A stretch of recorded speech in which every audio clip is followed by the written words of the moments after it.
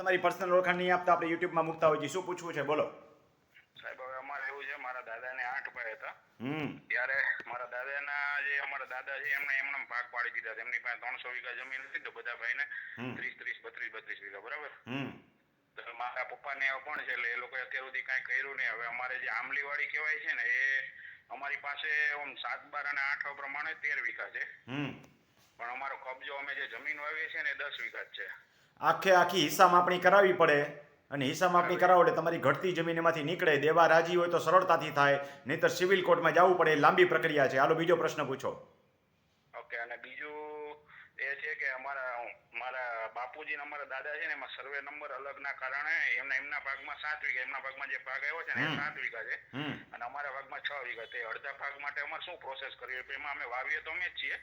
સમજી ગયો, પણ એના 7 નંબર જુદા પાડવા છે ને. એકમાં 6 વીઘા છે ને એકમાં 7 વીઘા છે. હવે એકના કટકા કરશો એટલે 3 વીઘાના કટકા થાય ને બીજામાં 3.5 વીઘાના કટકા થાય. આમ તમે કટકા પાડીને 2 ભાગ કરી શકો, અથવા તો એક જણો 7 વીઘા રાખી લ્યો, એક જણો 6 વીઘા રાખી લ્યો ને 2 જણા અડધા વીઘાના રૂપિયાની સમજૂતી કરી લેવાની. બેમાંથી એક રસ્તો થાય. અને લીગલ કોઈ કાગળિયા ઉપર એવું અડધા વીઘાનું લખાણ થાય કે ના થાય, એ ન કરાય. એ ટુકડા ધારા નીચે જાય. હા, એટલે મેં પૈસા સમજી લેવાના કીધા. 3 વીઘા લેવા માટે સાહેબ એ લેન્ડ ગ્રેડિંગ થાય કે ન થાય? ન કરાય. હા. ઓકે. ભલે ભાઈ. ખેડૂત મિત્રો, બને ત્યાં સુધી હું કજિયા ન થાય એવી સલાહ આપું છું અને એ જ ઉત્તમ રસ્તો છે. દરેક બાબતે લેન્ડ ગ્રેબિંગ દાખલ ન કરો, દરેક બાબતે મોટા કજિયા ન કરો. ભાઈ ભાગની અંદર અડધો વીઘો જમીન વધઘટ હોય તો એના કટકા ન કરાય, ઉપરના પૈસા સમજી લેવાય, અથવા તો આખો સર્વે નંબર એકબીજાએ સમજી લેવાય.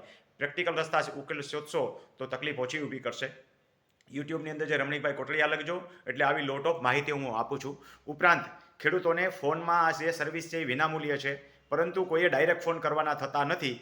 મને વોટ્સએપ દ્વારા પ્રશ્ન પૂછશે એટલે એનો વોટ્સએપથી જવાબ આપીશ ને જરૂર પડશે તો હું ફોન કરીશ.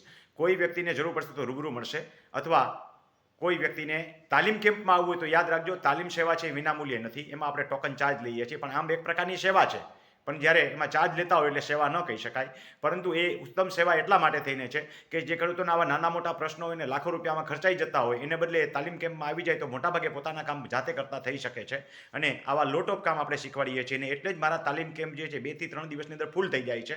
આપણે 50ની સભ્ય સંખ્યાની મર્યાદામાં જ રાખીએ છીએ. 3 તાલીમ કેમ્પ પૂરા થઈ ગયા છે. 4થો તાલીમ કેમ્પ જે છે હવે નજીકના ભવિષ્યમાં એમાં નામ નોંધાવશું આપણે. અગાઉથી આપણે બહુ નામ નોંધતા પણ નથી, કારણ કે તાલીમ કેમ્પ નજીક આવી જાય, તારીખ નક્કી કરી લઈએ વ્યવસ્થિત, અને પછી જ નામ નોંધણી કરીએ છીએ. માટે જે લોકો 3જા તાલીમ કેમ્પમાં રહી ગયા છે નામ નોંધાવવાના, એ લોકો રાહ જુએ 4થા તાલીમ કેમ્પની તારીખ ડિક્લેર થાય ત્યારે.